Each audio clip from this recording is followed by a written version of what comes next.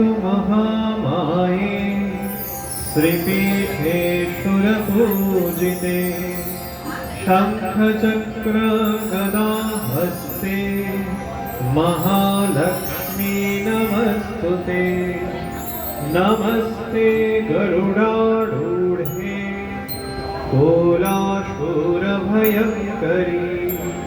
सर्वपापहरे देवी महालक्ष्मी नमोस्तुते। सर्वज्ञे सर्ववरदे सर्वदुष्टभयङ्करी सर्वदुःखहरे देवी महालक्ष्मी नमोस्तुते।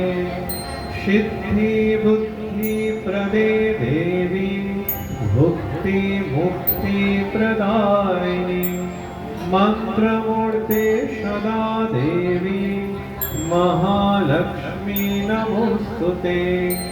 आद्यन्तरहिते देवी आद्यशक्ति महेश्वरी योगजे योगसम्भूते महालक्ष्मी नमस्तुते।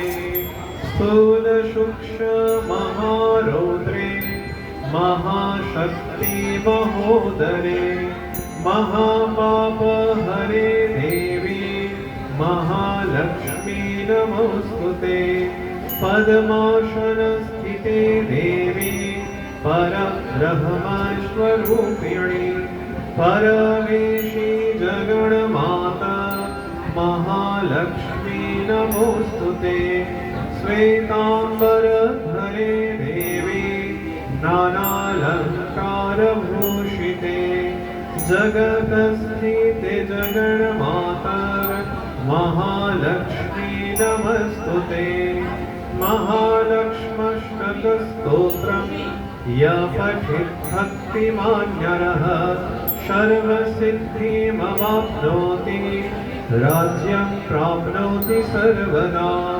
एककाले पठेत् नित्यं महापापविनाशनम् द्विकालं यः पठेत् नित्यं धनधान्यसमन्वितः त्रिकालं यः पठेत् नित्यं महाशत्रुविनाशनम् महालक्ष्मीर्भवेत् नित्यं प्रसन्ना वरदा शुभा। विश्वरूपस्य भर्याशि पद्मे पद्मालये शुभे सर्वतो पाहि मां देवी महालक्ष्मी नमोस्तुते।